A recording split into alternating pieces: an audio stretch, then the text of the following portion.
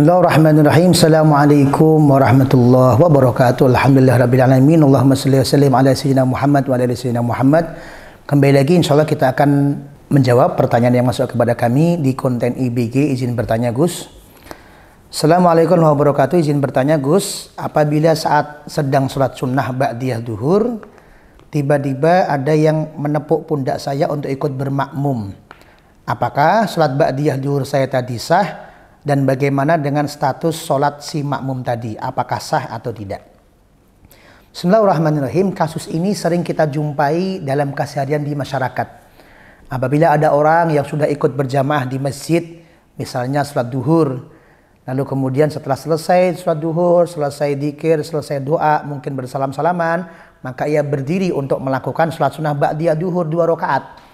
Lalu kemudian ada orang yang masuk yang kemudian tidak tahu, langsung menjadikan orang tersebut sebagai imam karena dikiranya dia sedang sholat duhur. Lalu bagaimana yang terjadi? Yang terjadi maka lanjutkanlah sholatnya. Yang imam tetap lanjutkan sholat sebagaimana niat panjenengan, yaitu sholat sunnah ba'diyah duhur 2 rakaat.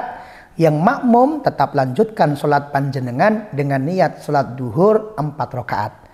Lalu bagaimana Ghazali? Iya, nanti kalau sudah selesai imamnya 2 rakaat, maka panjenengan tahiyat akhir salam, dan kemudian si makmum silahkan lanjutkan sesuai dengan rakaat yang panjenengan niatkan. Dan hal tersebut memang dimungkinkan oleh syariat. Di dalam madhab Syafi'i bisa dibuka di dalam kitab Hasyiah Syarqawi, bisa dibuka di dalam kitab I'anatul Talibin jilid 2 ketika membahas mengenai salat berjamaah. Apabila terjadi perbedaan niat antara imam dan makmum terhadap sholat apa yang ia laksanakan, maka hukum sholatnya tetap sah. Tetap juga mendapatkan fadilah berjamaah. Tapi apabila dilakukan dalam keadaan tahu, serba tahu, maka hukumnya makruh. Misalnya makmumnya tahu, ini imam saya dalam kondisi sholat sunnah ba'diyah, saya mau sholat duhur 4 rakaat. Kok tahu sama tahu terus kemudian nekat berjamaah, maka ini makruh. Sebaiknya dihindari. Dalam kitab I'anatul Talibin disebutkan hukumnya khilaful aula. Apa? Berbeda dengan apa yang sunnah. Dalam kitab Syarqawi bahkan langsung ditegaskan wa yukrahu, hukumnya dimakruhkan. Sehingga kalau bisa seharusnya sebaiknya dihindari.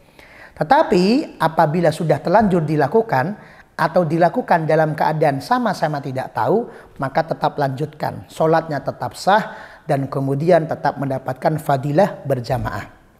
Contoh, antara imam dan makmum berbeda antara sholat sunnah dan sholat wajib seperti tadi. Seperti tadi. Jadi imamnya sholat qobliyah atau ba'diyah duhur, makmumnya sholat duhur. Imamnya sunnah, makmumnya sholat wajib, lanjutkan. Tetap sah.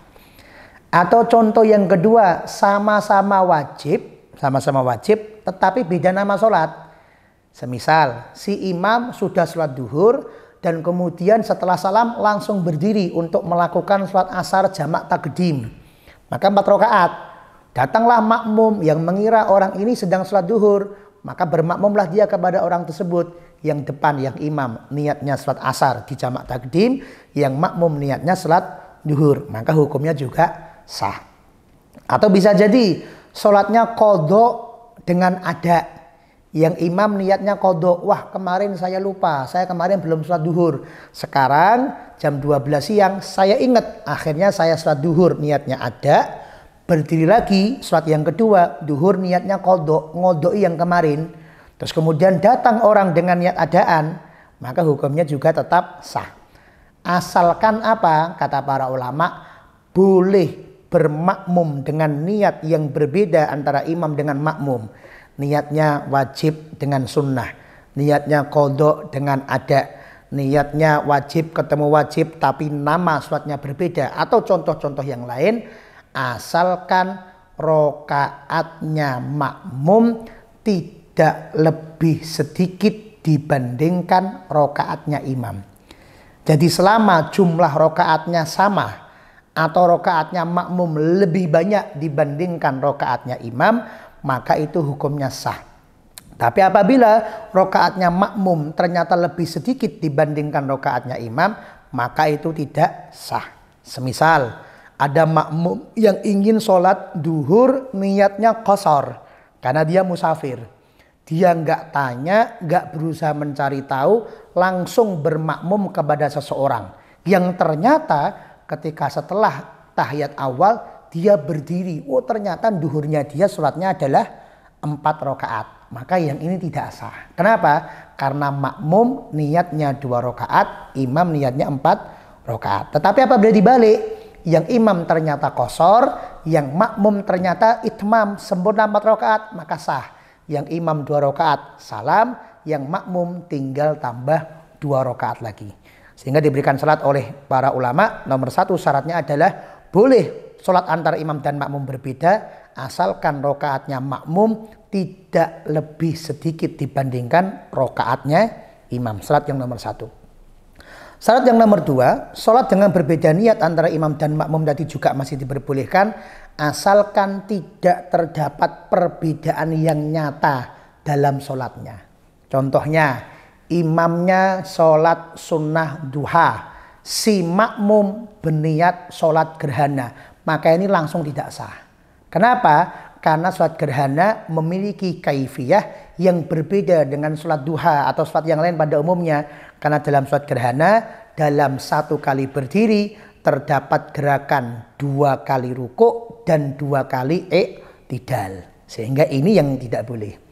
Atau imamnya niatnya sholat tahiyatul masjid, tapi makmumnya niat sholat jenazah, ya tidak sah. Kenapa? Karena sholat jenazah tidak ada rukuk, tidak ada sujud dan lain sebagainya. Sehingga selama 2 syarat ini terpenuhi, terjadi perbedaan niat antara imam dan makmum, hal itu tetap sah.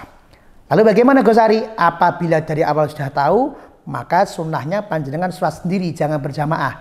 Tapi apabila ternyata tidak tahu dan terjadi, maka tidak menjadi masalah, tetap sah dan tetap mendapatkan fadilah berjamaah. Terima kasih, semoga bermanfaat. Assalamualaikum warahmatullahi wabarakatuh.